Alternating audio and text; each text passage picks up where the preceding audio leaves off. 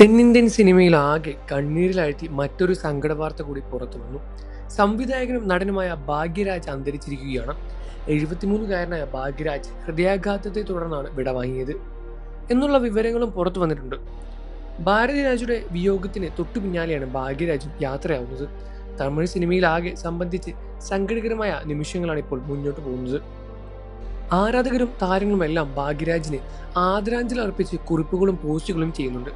50 വർഷത്തോളം അദ്ദേഹം സിനിമാ മേഖലയിൽ സജീവമായിരുന്നു. എല്ലാ ജോണറുള്ള ചിത്രങ്ങളും അദ്ദേഹത്തിനായി ഇറങ്ങിയിരുന്നു.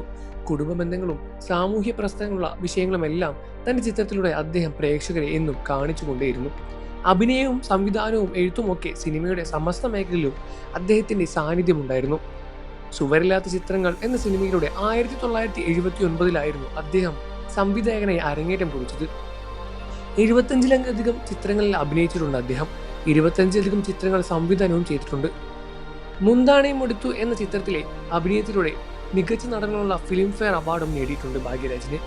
1981 അദ്ദേഹം അഭിനേത്രിയായ പ്രവീണയുമായുള്ള വിവാഹം.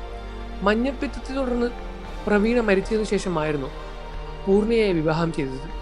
ഡാർലിംഗ് എന്ന ചിത്രത്തിൽ പൂർണിമയ്ക്കൊപ്പം അഭിനയിച്ചു അദ്ദേഹം. ആ സൗഹൃദം പിന്നീട് വിവാഹത്തിലേക്ക് എത്തുകയായിരുന്നു. അദ്ദേഹത്തിന്റെ വിയോഗ വാർത്ത കേട്ട് പ്രമുഖ താരങ്ങളെല്ലാം തന്നെ പ്രതികരിച്ച് രംഗത്ത് വന്നിട്ടുണ്ട്.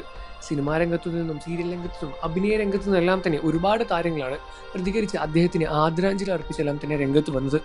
മിസ്റ്റർ മരുമകൻ എന്ന സിനിമയിലൂടെ മലയാളികൾക്ക് പ്രിയങ്കരമായി മാറിയിട്ടുണ്ടായിരുന്നു അദ്ദേഹം.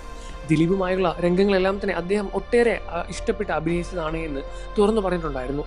ദിലീപും ഇതിനത്തിൽ പ്രതികരിച്ച് രംഗത്ത് വന്നിട്ടുണ്ട് എന്ന പ്രതീക്ഷയിൽ തന്നെയാണ് പ്രേക്ഷകരും ഇപ്പോൾ ഇരിക്കുന്നത്. അദ്ദേഹത്തിന് ആദരാഞ്ജലി അർപ്പിച്ച് നിരവധി താരങ്ങൾ തന്നെയാണ് രംഗത്ത് വരുന്നത്.